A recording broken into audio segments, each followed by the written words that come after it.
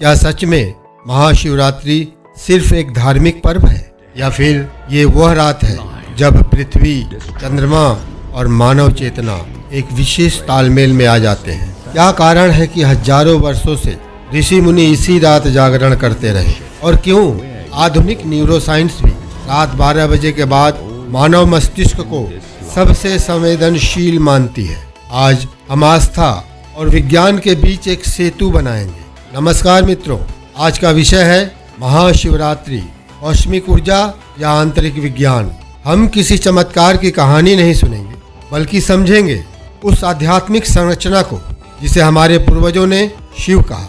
शिवलिंग क्या है? एक पत्थर, एक प्रतीक या एक ऊर्जा संरचना? वास्तु और ज्यामिति के अनुसार शिवलिंग की आकृति एलिप्साइड यानी अंडाकार होती है। दिलचस्प बात यह है कि आधुनिक भौतिकी में ऊर्जा का स्थिर वितरण इसी आकृति में सबसे संतुलित माना जाता है। टॉरस फील्ड, जिसकी चर्चा आज बायो एनर्जी रिसर्च में होती है, वही प्रवाह प्राचीन मंदिर वास्तु में दिखाई देता है। यह दावा नहीं, यह एक संरचनात्मक समानता है। शास्त्र कहते हैं यह वह रात है जब चेतना भीतर की ओर मुड़ती है। विज्ञान कहता है रात 11 बजे से 2 बजे के बीच मस्तिष्क की अल्फा और थीटा तरंगे अधिक सक्रिय होती हैं। यही तरंगे ध्यान और गहरे अनुभवों से जुड़ी हैं। इसलिए शायद हमारे ऋषियों ने इस रात जागरण की परंपरा बनाई।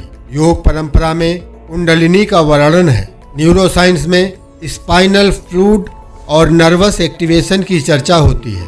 जब आप रीढ़ सीधी रखकर बैठते हैं, धीमी गहरी सांस लेते हैं, तो मानव वागस नर्व सक्रिय होती है। हार्ट रेट संतुलित होता है और मस्तिष्क अधिक स्पष्ट हो जाता है। यही अनुभव ऊर्जा उठने जैसा महसूस हो सकता है। ध्वनि सिर्फ शब्द नहीं होती, हर ध्वनि एक कंपन है।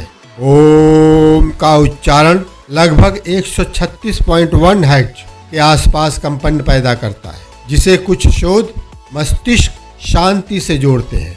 मंत्र जाप के दौरान 2 चीजें होती हैं। एक, सांस की लय स्थिर होती है। 2, मन एकाग्र होता है।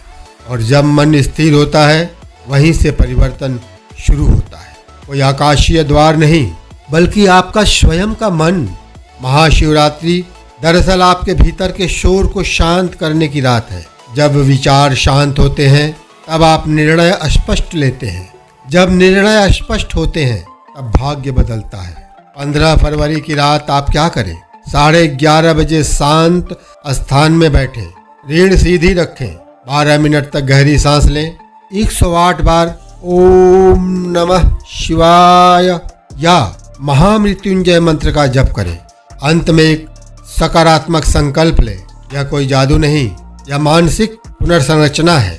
याद रखिए, शिव कोई व्यक्ति नहीं, एक चेतना की अवस्था है और महाशिवरात्रि उस अवस्था में प्रवेश करने का अवसर है।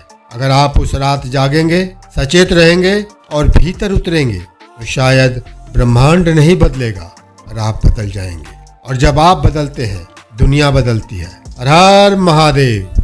दोस्तों, मेरी ये जानकारी अगर आपको पसंद आई तो कमेंट्स अवश्य कीजिएगा दोस्तों, और वीडियो को शेयर करके लाइक अवश्य कर दीजिएगा।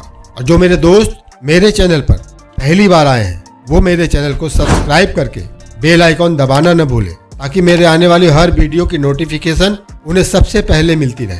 तो चलिए दोस्तों, मिलते हैं फिर अगले वीडियो में। तब तक आप अपना ख्याल रखिएगा, स्वस्थ रहिएगा, मस्त रहिएगा। जय भारत, जय हिंद, वंदे मातरम दोस्तों।